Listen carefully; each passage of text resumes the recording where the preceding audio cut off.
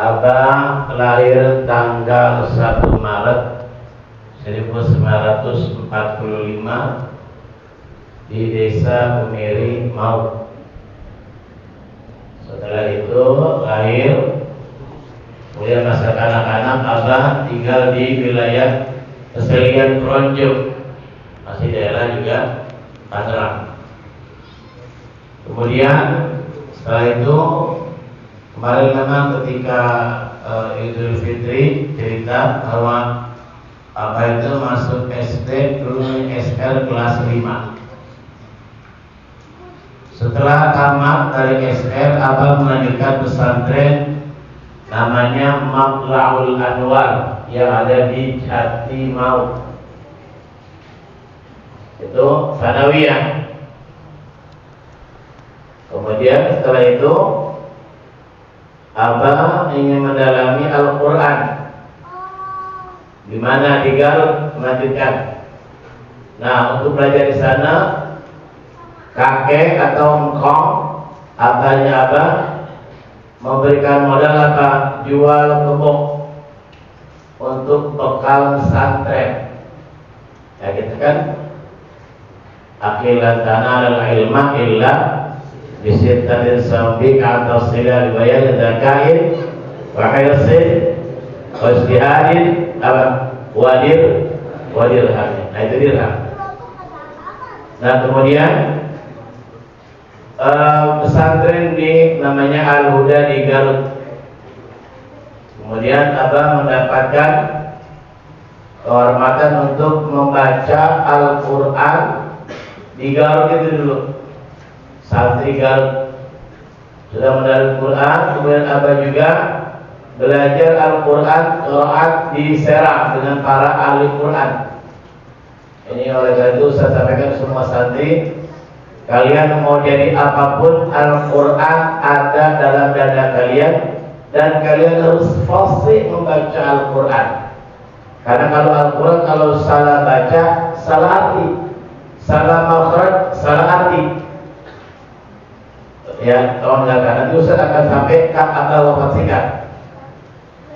Kemudian jemaah sekalian, Abah belajar terus di Garut ketika Gestapo gerakan 30 September tahun 1965, Abah pulang dari Garut ke Jakarta meniti mengamalkan ilmu.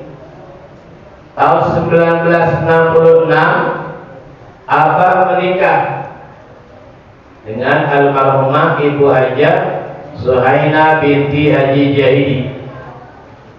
Kemudian tahun 1967 anak pertama adalah Ustazah Tuti Toria.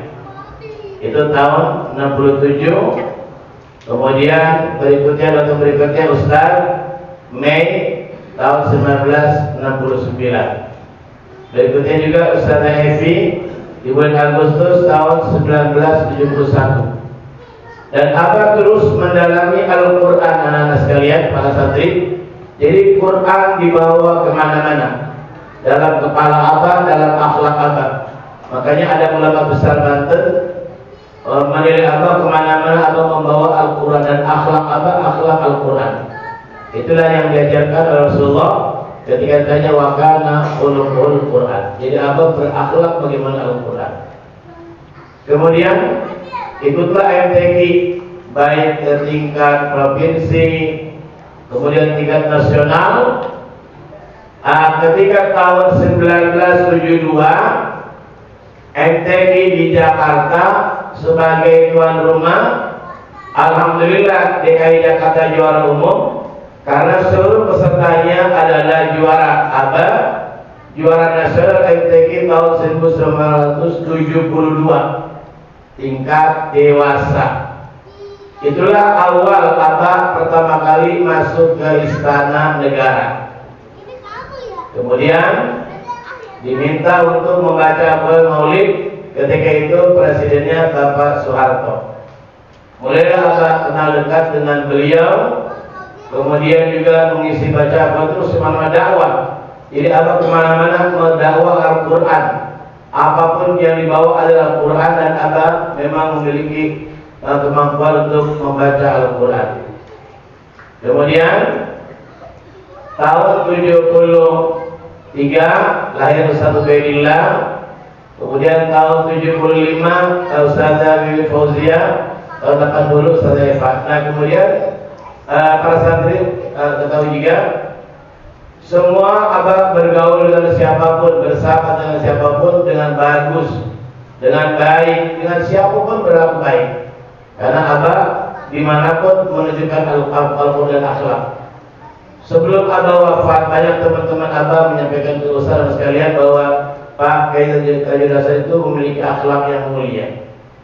Kemudian 1978, kalau tidak salah bulan September, Abah diminta untuk mendampingi Debus Banten ke Malaysia, ke Kuching, ke Sarawak, dan mengislamkan dayak-dayak yang ada di Sarawak dan di Kuching.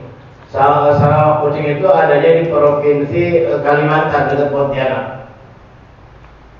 Dapat seminggu pulang. Setelah pulang, rupanya Menteri Pendidikan Malaysia Dr. Tun Abdurrahman Yaakob minta Abah untuk mengisi syarat agama di Malaysia 1 bulan. Waktu itu mendampingi Buya Hamka. Abah yang membaca Al-Quran, Buya Hamka yang ceramah. Bahkan dibagi Abah ke Kuala Lumpur, nanti Buya di Sarawak, dan Abah ceramah terus baca Quran. Begitu kegiatan Abah 1 bulan. Bahkan Abah diminta oleh Dr. Tun Abdurrahman Yaakob dan Menteri Pemuda Malaysia untuk menetap dan tinggal di Malaysia. Tapi ketika itu musyawarah dengan keluarga, akhirnya Abah memilih untuk tinggal di Indonesia. Karena waktu itu Menteri Pemuda dan Olahraganya datang ke rumah, lulusan rumahnya Tanjung Priok Warakas. Terus anak-anak sekalian, itu perjuangan Abah. Awal kita tinggal di Tanjung Priok Warakas, tahun 78 itu dakwah. Itu di dakwah itu keliling Malaysia, Kuala Lumpur, kemudian ada namanya Kampung Kemirik, banyak sekali yang Allah ceritakan. Kemudian baliklah ke Indonesia, terus Abah dakwah dengan Al-Quran. Makanya anak-anak, kemana-mana Quran kita bawa, akhlak kita bawa melalui Al-Quran. Abah mengajar Al-Quran. Jadi anak-anak Ustaz itu waktu masih anak-anak itu SD, sering dibawa Abah untuk mengajar, tinggal di Tanjung Priok, ajar di Cempaka Putih, ajar juga di tempat Panjang di Sunter, ajar di Kampung Rawa. Ustaz ikut itu waktu SD. Nah itu yang sampai ngajar naik motor sampai ke wilayah Pondok Gede, Rumah Web. Terus jadi paginya Abah kerja, jam 3 Abah pulang, mandi, berangkat lagi taklim, ngajar Al-Quran. Jadi ngajar Al-Quran semua terus Quran, ngajar Quran. Tahun 1981 Allah berikan Abah berangkat haji. Jadi ada hamba Allah, beliau itu orang tua angkat Abah, Kolonel Kiai Haji Abdullah Effendi, setelah juga itu memberangkatkan pertama kali Abah berangkat tahun 1981. Kemudian 82 ibu berangkat, Abah berangkat lagi 1983. Terus berjuang. Kemudian kita tahun 84 tinggal di Kelapa Gading. Terus juga dakwah. Kemudian juga mengimami di Baitul Rahim Istana Negara, terus berjalan. Nah di Kelapa Gading itu ada namanya komplek Pas Pampres, pasukan pengawal presiden, namanya Kampung Germis. Di situ Abah aktif mengajar semua anggota keluarga Cendana dan Istana, terus dekat. Ngajarnya apa? Ngajar warna Quran yang diamalkan. Nah ini Ustaz semua ingatkan pada semua para santri, jadi di mana adalah Al-Quran.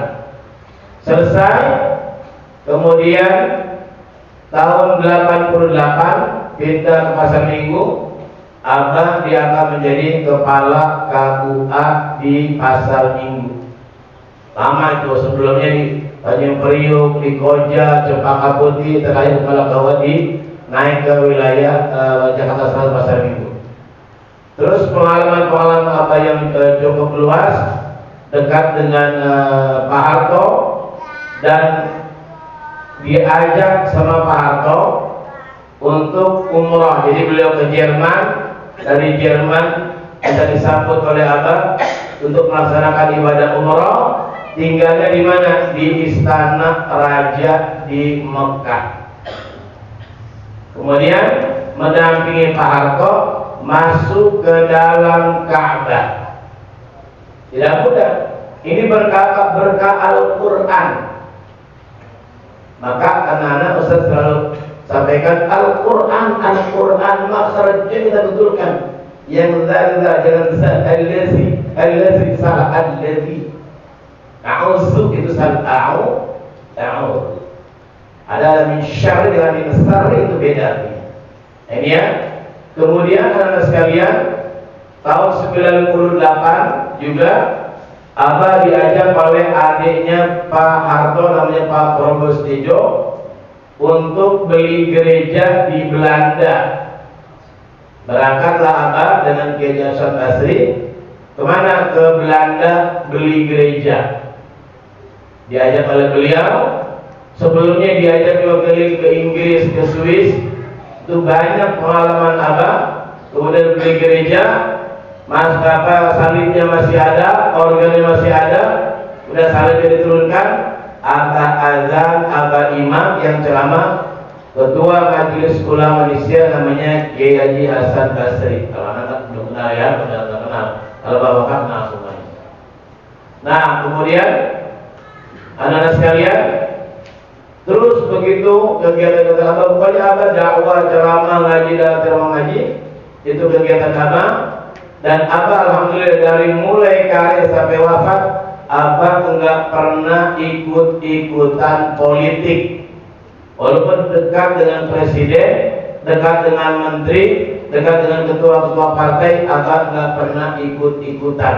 Hanya Abah mengamalkan Al-Quran. Quran.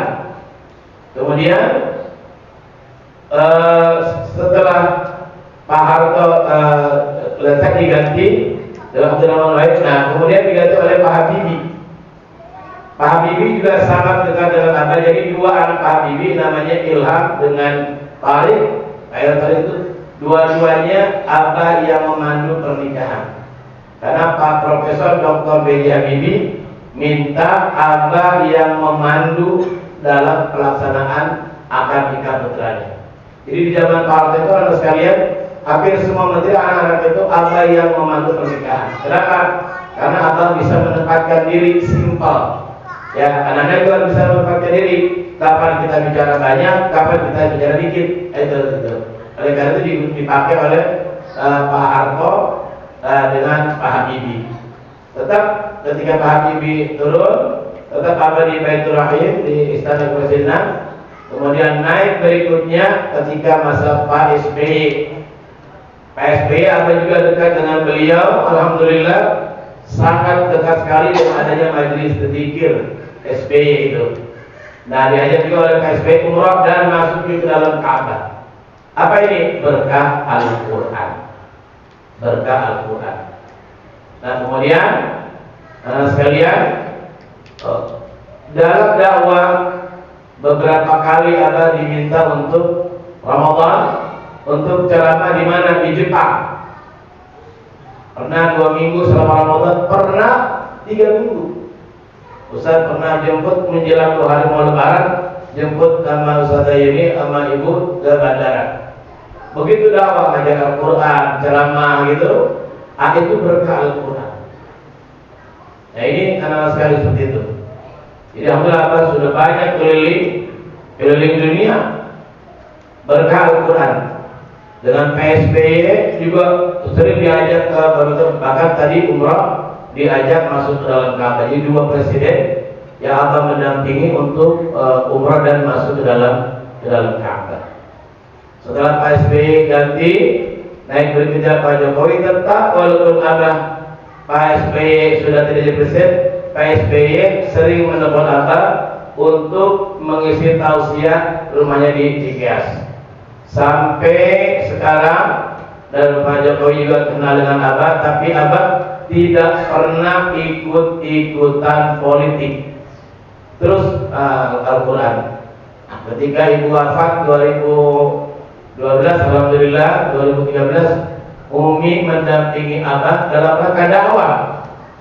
Anak-anak Abah itu dakwahnya dari Sabang sampai Merauke. Ya dari Aceh, Aceh itu beberapa kabupaten dakwah itu. Di Aceh, kemudian juga di Padang. Bahkan di Padang sering karena apa dekat dengan Bapak Jenderal Dr. Haji Samsudjalal yang kemarin hadir dalam pemakaman. Itu udah kayak saudara sendiri itu, dekat sekali dengan Abah. Sering sekali diundang di Puspom, bahkan sering ke Sumatera Barat. Sumatera Barat, Palembang, Riau, Batam, Tanjung Balai, Karimun, Bangka Belitung, Lampung, semua Sumatera itu semua udah Abah jelajahin untuk dakwah dan ceramah. Pulau Jawa, mulai dari Jakarta sampai Madura, sering sekali Abah juga diundang Madura, bahkan sampai ke Bawean. Madura itu Abah diundang ceramah. Nyebrang berikutnya Sulawesi. Semua Sulawesi itu, Sulawesi Tenggara, Gorontalo, semuanya Abah juga sudah diundang semua kabupaten, sampai juga ada di Kalimantan, dari Pontianak, Banjarmasin, kemudian Palangkaraya, Kalimantan, semua Abah sudah sampai ke wilayah Papua dan Maluku. Ini berkah apa? Berkah Al-Quran. Nah, kemudian Abah selalu mengingatkan kepada santri tepat sholat waktu, ya seperti yang saya sampaikan, tunjukkan akhlak yang baik. Maka kemarin doa itu, Allahumma inna nas'aluka husnal khatimah. Itu. Nah, terakhir ketika haflah kemarin, teman sekalian, Ustaz dengan Abah di sini hari Ahad itu hari apa? Sabtu. Mulai acara kurang lebih setengah 8 atau jam 8 sudah acara mulai baca Quran dan seterusnya. Kemudian sambutan sama oleh santri, sambutan Ustaz. Nah, tausiah dari Abah. Ada di videonya itu Abah gak ada. Dan Abah itu gak pernah mengeluh penyakit yang luar biasa. Bahkan anak-anak kuat ceramah itu kalau hari Ahad itu bisa dari pagi sampai malam itu bisa sampai 7 acara. Saking semangatnya dakwah. Makanya saya sampaikan kepada santri, anak-anak menuntut ilmu yang banyak. Setelah punya ilmu, amalkan ilmu, insya Allah dunia akan kejar. Seorang tasawuf, ulama tasawuf di wilayah Banten, yang berkata Ustaz, apa kata beliau? Kalau kita nanam padi, rumput ikut. Kalau kita nanam akhirat, dunia akan ikut. Itu anak-anak semua ya. Jadi kalian punya ilmu, amalkan ilmu, insya Allah rezeki akan datang. Yang penting mau mengamalkan. Nah, kemudian kata tausiah, kata Abah dari itu umur Abah sekarang udah 79 tahun 20 hari. Itu. Nah, kemudian apa? Bisa bilang apa? Itu masihnya kalau hijrahnya di atas 80, sudah 80 lebih. Ya kata Abah, alhamdulillah emang sehari dihafal itu Ustaz hafal itu. Udah akhirnya Abah baca doa, ya, Abah baca doa. Kemudian selesai, berdoa kali ini apa kita paham foto dengan wali santri. Setelah kumpul dengan wali santri selesai, Abah nyampaikan ke Ustaz, kata Abah mau istirahat dulu karena jam 1 ada membimbing manasik haji. Abah itu sudah nyiapkan pakaian, Umi sudah nyiapkan pakaian untuk bermalam di hotel Golden Tulip. Sudah acara berlangsung, Abah masuk. Ketika masuk ke rumah, ada Ustaz yang menyampaikan, Ustaz tolong Abah napasnya sesak. Ustaz masuk ke rumah, kemudian Umi ada di Ustaz Pak. Abah bilang dengan Ustaz, ini ada di kata Ustaz, udah Abah masih kita aja ya.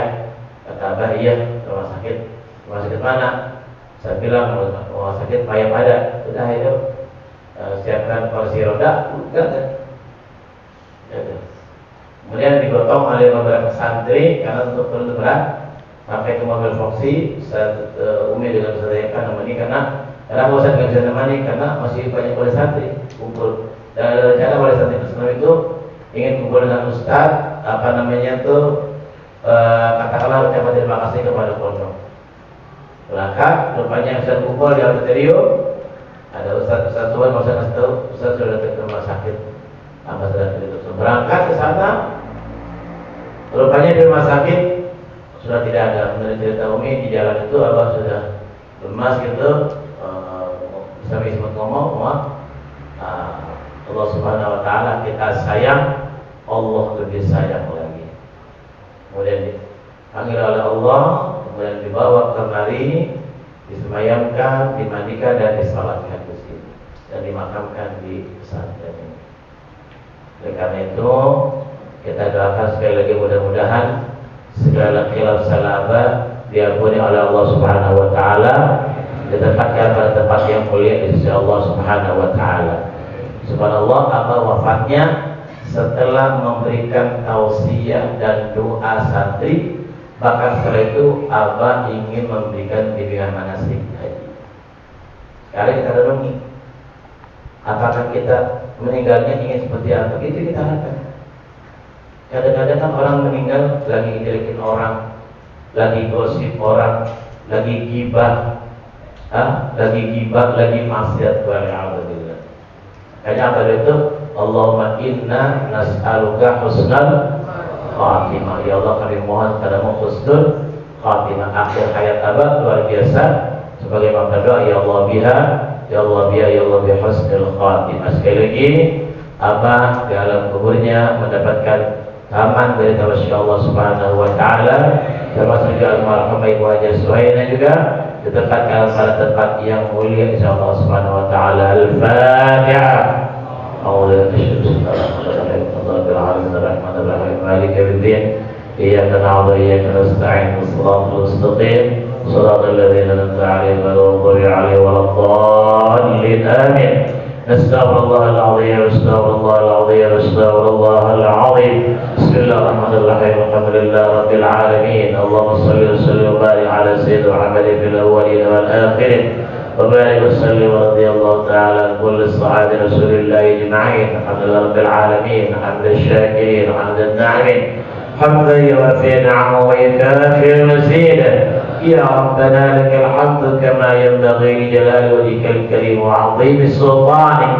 اللهم اغفر المرحوم أبا كي تجد حسن بن هدي حسن، المرحومة إبو حجة سحينة بنت أبي جيري، المرحومة إبو حجة خديجة بنت سالي، المرحومة أبي حسن بن نعال، المرحومة ميمونة بنت عبد الصغير عند القبر بشفاعة رسول الله صلى الله عليه وسلم. اللهم اجعل قبره روضة من رياض الجنان. اللهم اجعل قبره روضة من رياض الجنان. اللهم اجعل قبره روضة من رياض الجنان ولا تجعل قبره حفرة من حفر النيران. اللهم اغفر له وارحمه وعافيه واعف عنه واكرم نزله ووسع مدخله واجعل الجنة مثواهم واجعل الجنة مثواهم واجعل الجنة مثواهم. اللهم لا تحرمنا أجرهم ولا تفتنا بعدهم واغفر لنا ولهم ولإخواننا الذين سبقونا بالإيمان ولا تجعل في قلوبنا غلا للذين آمنوا ربنا إنك رؤوف رحيم. يا أيتها النفس المطمئنة ارجع إلى ربك راضية مرضية فادخلي في عبادي وادخلي جنتي. ربنا آتنا في الدنيا حسنة وفي الآخرة حسنة وقنا عذاب النار وادخلنا الجنة مع الأبرار يا عزيز يا غفار يا رب العالمين. وصلى الله على سيدنا محمد وعلى آله وصحبه وسلم والحمد لله رب العالمين. Taqabbal ya karim. Terima sekalian para santri saudara, itu sekelumit yang saya ingat tentang perjalanan Abah Masih banyak lagi yang memang kesempatan perjuangan abad dalam dakwah agama baik di masyarakat maupun di pondok pesantren Darul Hasan. Sekali lagi kami ucapkan kepada para jemaah At-Taqwa baik Rahman Qoris dan jemaah semuanya, keluarga besar semuanya yang hadir, saya ucapkan terima kasih. Mudah-mudahan langkah Bapak Ibu semuanya menjadi catatan amal ibadah di sisi Allah Subhanahu wa taala. Subhanallah bihamdika asyhadu an la ilaha illa anta astaghfiruka wa atubu ilaik. Wa sallallahu ala nabiyyina Muhammad sallallahu alaihi wasallam walhamdulillahil alamin. Wassalamualaikum warahmatullahi wabarakatuh.